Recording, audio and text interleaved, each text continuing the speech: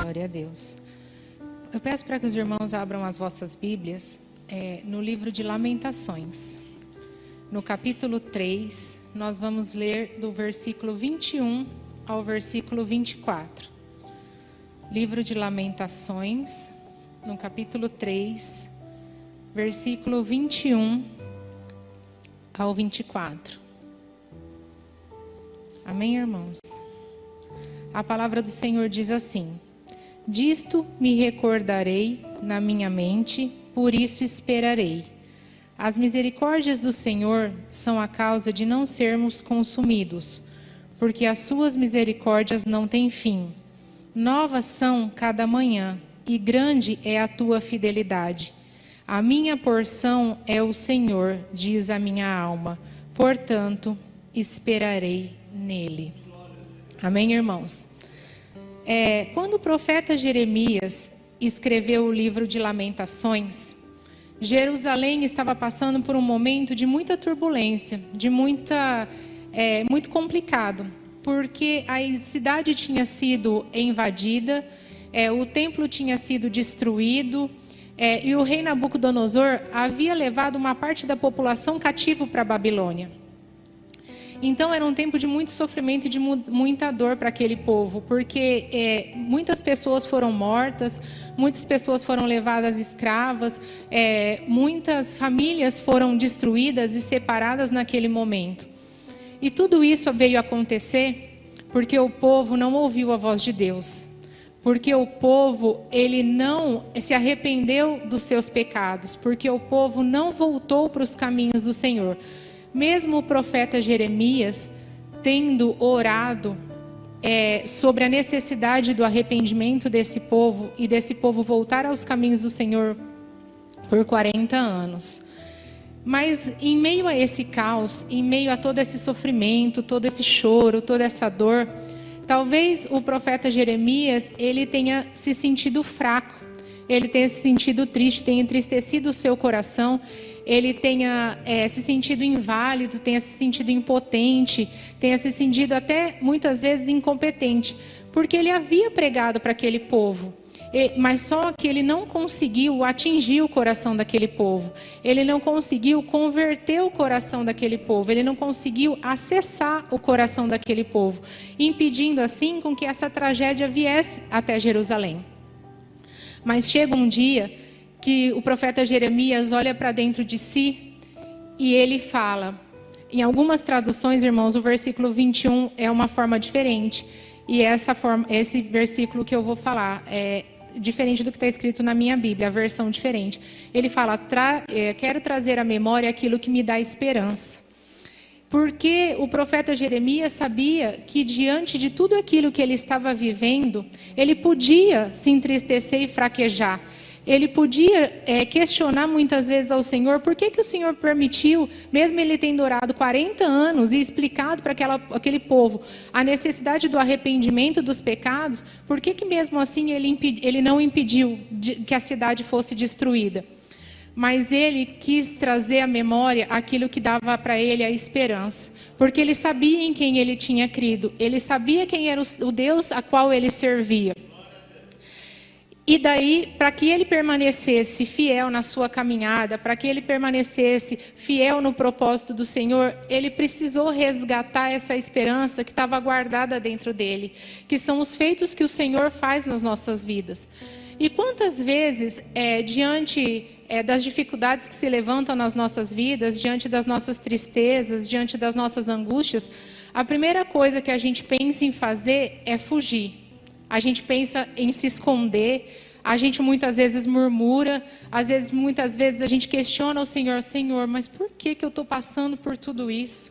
O Senhor não está vendo o que eu estou passando, não está vendo o meu sofrimento, por que o Senhor não tira logo de mim esse sofrimento? Mas a palavra do Senhor vem ao nosso coração dizendo que as misericórdias do Senhor são o motivo pelo qual nós não somos consumidos. que as misericórdias do Senhor são o motivo pelo qual nós não perecemos e até hoje nós permanecemos de pé. E que nós precisamos somente confiar nele e esperar nele. E mesmo nos momentos que a gente acredita que nada vai dar certo, que a gente acha que é o final da nossa caminhada, porque quem aqui de nós nunca passou por isso, nunca passou por um problema que a gente acha que a gente não vai aguentar, que a gente acha que a gente vai sucumbir, que a gente acha que muitas vezes a gente vai perecer e a gente questiona tanto ao Senhor nas nossas orações e muitas vezes a gente até desacredita que o Senhor pode fazer um milagre nas nossas vidas. Mas hoje é o dia em que o Senhor preparou para mim e para você, para que a gente venha a colocar e depositar a nossa confiança e a nossa esperança nele. Porque se a gente colocar, irmãos, a nossa esperança e a nossa confiança no homem, com certeza nós vamos nos frustrar. Nós vamos nos decepcionar. Porque do homem a gente pode esperar tudo, não só as coisas boas, mas do Senhor, o Senhor só tem coisas boas para nos oferecer. O Senhor é um Pai justo, é um Pai consolador, é um Pai amoroso, é um Pai que cuida, é um pai que restaura.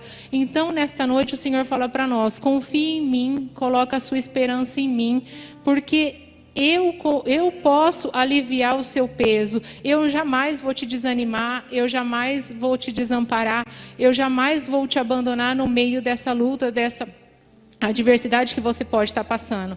Porque somente o nosso Deus, irmãos, Ele é capaz de transformar os nossos fracassos nas nossas vitórias, transformar os nossos choro na nossa alegria, transformar o nosso deserto e no nosso jardim. E você pode ter certeza que, como o pastor disse, se hoje você está vivendo uma vida de bonança, uma vida de tranquilidade, saiba que o Senhor falou que neste mundo nós teremos aflições e um dia os problemas virão.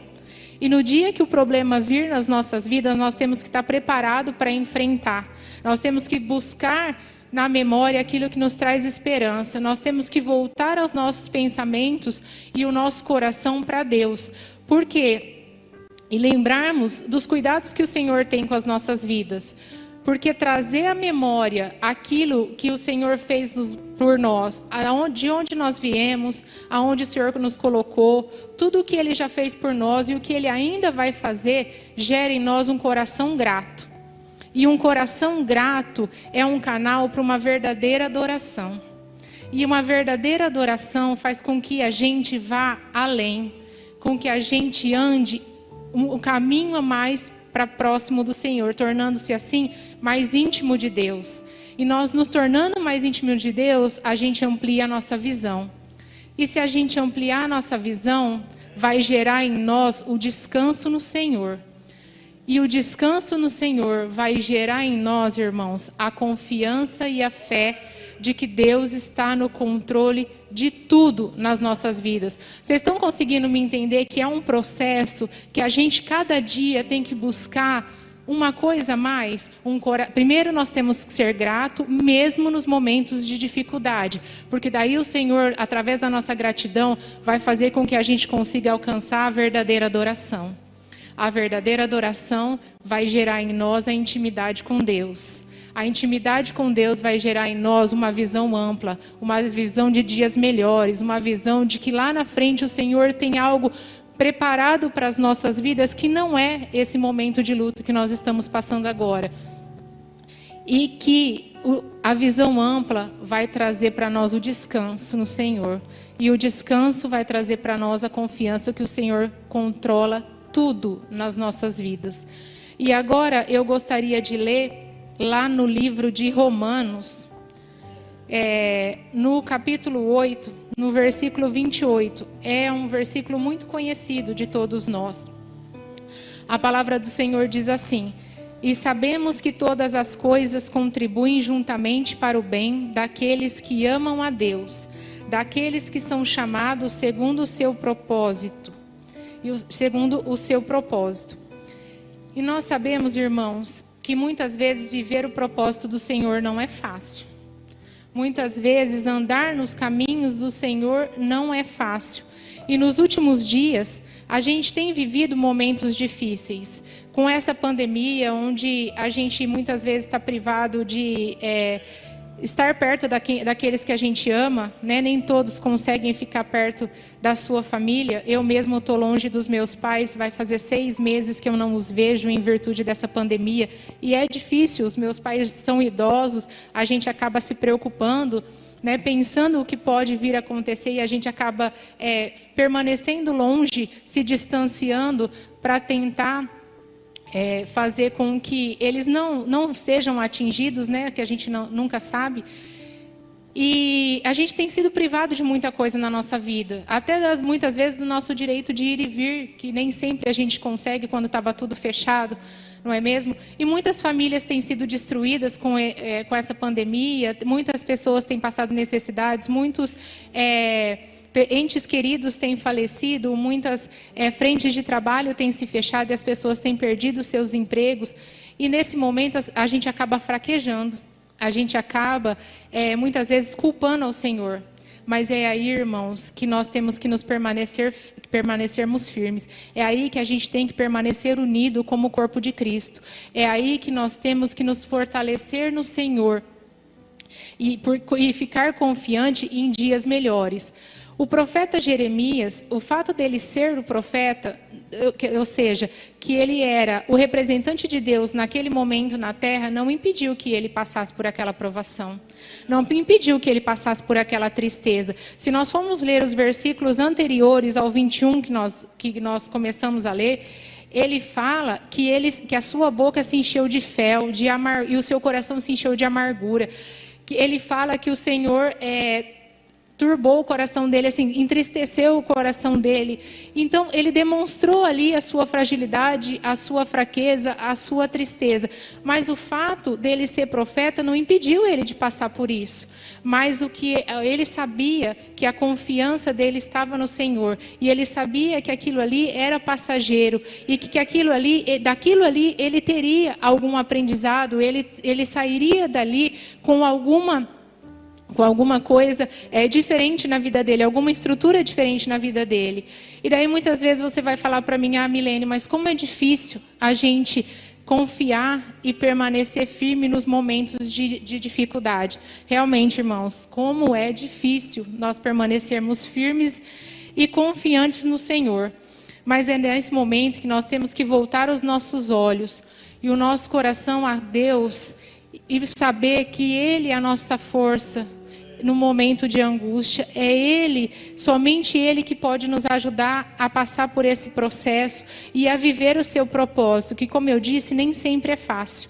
Mas para passar pelo processo, a gente precisa querer passar pelo processo. E a gente precisa nos permitir passar pelo processo, por mais doloroso que ele seja, por mais difícil que ele seja. Porque, irmãos, muitas vezes, passar pelo processo, a gente vai ter que mexer nas feridas. E mexer nas feridas dói. A gente vai ter que quebrar conceitos. E quebrar conceitos dói. A gente vai ter que mudar atitudes e opiniões. E mudar atitude e opinião dói. Irmãos, como dói. Eu falo por experiência própria, como dói passar por esse processo. Mas esse processo é necessário nas nossas vidas, para que nós nos transformemos, para que a gente se torne cada dia mais parecido com o Senhor. E que quando a gente estiver passando pelo processo, que a gente entenda que esse processo não é um castigo de Deus. Que esse processo não é porque o Senhor te esqueceu. Que esse processo não é porque o Senhor te deu uma provação. E sim, porque é uma oportunidade de você crescer na presença do Senhor. É uma oportunidade de você se achegar mais próximo de Deus. E nessa noite, o Senhor faz uma pergunta para o meu e para o seu coração. Com que nós temos ocupado os nossos pensamentos? Com que você tem ocupado o seu pensamento? Com que eu tenho ocupado os meus pensamentos? Nós temos ocupado o nosso pensamento somente com as nossas tristezas? Somente com as nossas frustrações? Somente com os nossos problemas? Somente com as nossas culpas? Somente com os problemas que nós estamos enfrentando agora? Ou você tem ocupado os seus pensamentos com louvores, com adoração, com a palavra de Deus, com as suas promessas, com a sua oração, com a sua súplica. Agora eu queria, irmãos, ler lá no livro de Jeremias, no capítulo 29. Nós vamos ler no versículo 11 e o versículo 12. A palavra do Senhor diz assim: porque eu bem sei os pensamentos que tenho a vosso respeito, diz o Senhor, pensamentos de paz e não de mal, para vos dar o fim que esperais. Então me invocareis e ireis, e orareis a mim, e eu vos ouvirei. E quando, irmãos, nós não conseguimos saber quem nós somos, porque muitas vezes a gente tem uma crise de identidade diante dos problemas. E quando a gente não consegue saber quem nós somos, e a importância e o que representa o reino de Deus nas nossas vidas, nós não vamos conseguir entender quem é o Deus que a gente serve e o que Ele pode fazer por nós. E aí é nesse momento que a gente paralisa diante do nosso problema. É nesse momento que a gente sufoca o nosso choro. É nesse momento que a gente sufoca a nossa angústia. É nesse momento que a gente se cala. É nesse momento que a gente tenta ser forte. Tudo para quê? Para a gente não demonstrar fraqueza. Talvez fraqueza para as pessoas que estão ao nosso redor. Porque o Senhor sonda os nossos corações e Ele sabe o que a gente está pensando, o que a gente está, como a forma que a gente está agindo e o que nós estamos sentindo. Mas só que o que nós temos que entender é que nós precisamos de ajuda. E o único que pode nos ajudar é o Senhor. Então nós temos que abrir o nosso coração ao Senhor e falar para Ele tudo que tem nos afligido, falar para Ele dos nossos problemas, das nossas angústias, das nossas aflições, das nossas dores. Porque o fato da gente se calar, irmãos, às vezes o fato da gente querer ser tão forte, vai chegar um ponto que o nosso corpo grita. Porque o nosso corpo já não consegue mais segurar aquilo que o nosso emocional e o nosso espiritual já está desgastado e está esgotado. E aqui eu falo, e a gente começa a sentir, irmãos, dores físicas. A gente começa a sentir dores que a gente jamais imaginou. E daí, que são as chamadas psicossomáticas. E daí a gente começa a ficar ansioso, a gente começa a ficar nervoso, a gente começa a ficar com medo, a gente começa a ficar com raiva, a gente desanima. Mas o que o Senhor está querendo dizer para nós nessa noite? Que nós devemos quebrar o nosso orgulho. Porque muitas vezes a gente deixa de pedir ajuda ao Senhor porque a gente é orgulhoso. Porque a gente acha que a gente é autossuficiente. Porque a gente acha que a gente consegue resolver os nossos problemas sozinho. E sozinho, irmãos, a gente não consegue chegar em lugar nenhum. Sozinho a gente não consegue andar. E nessa passagem eu me lembro de Naamã. Porque Naamã, ele, no desespero da sua doença, da sua lepra, ele vai até o profeta para buscar a sua cura. Só que chega lá, quando ele percebe que o profeta sequer saiu para vir falar com ele, manda o servo falar para ele, vai lá e falar para ele mergulhar 7 vezes no rio que ele vai estar curado. Ele murmura e fala, eu não acredito que eu saí lá de onde eu estava e quem eu sou e vim até aqui e ele sequer veio falar comigo, só manda eu mergulhar. Eu mergulharia em qualquer rio que tem lá na minha terra, não precisava ter andado tudo isso para poder mergulhar aqui. Mas Naamã, naquele momento, ele ouviu a voz do servo que estava com ele, que falou, já que você veio até aqui, não custa, mergulha aí, faz o que o profeta está falando, você não tem nada a perder. E naquele momento, irmãos, eu tenho certeza, na verdade, que mais do que a cura da sua lepra, Naamã quebrou o seu orgulho. E o dia que a gente aprender a quebrar o nosso orgulho e nos render ao Senhor, nós teremos todas as nossas feridas curadas. E eu tenho aprendido muito com a live que a Liliane e a Adriana faz toda terça-feira. E quem não assiste, eu convido para que vocês venham assistir, inclusive voltem às que elas já fizeram. E nas últimas semanas nós temos estudado sobre o livro Esposa e Mãe.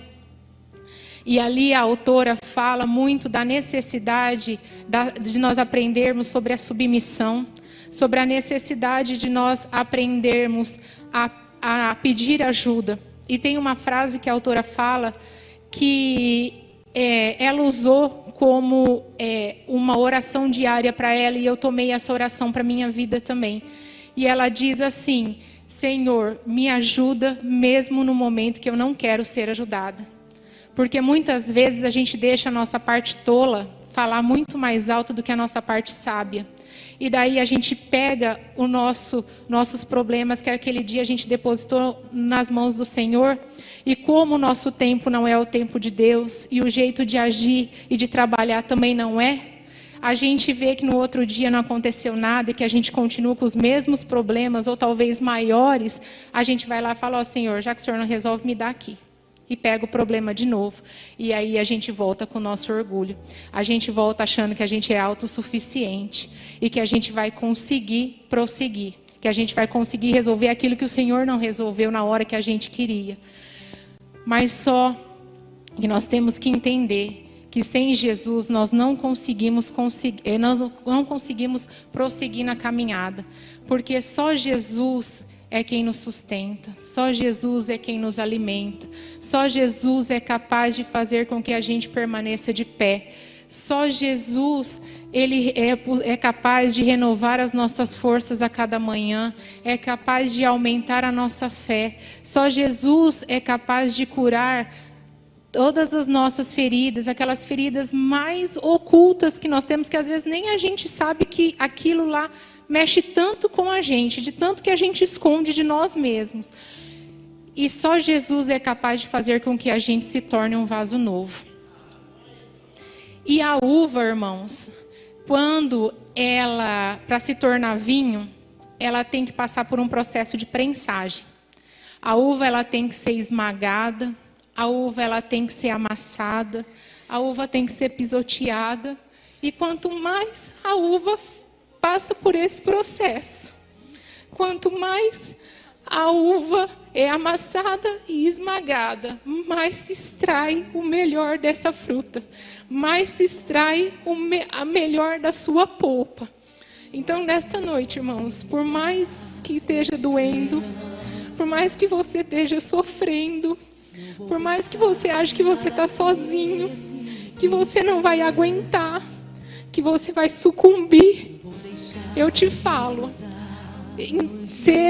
permita-se ser a uva amassada, a uva esmagada nas mãos do Senhor, para que quando você passar por todo esse processo, você se torne o melhor vinho nas mãos do Senhor, para a honra e glória do seu nome, amém? Eu agradeço a oportunidade, e que as palmas louvem ao Senhor, amém.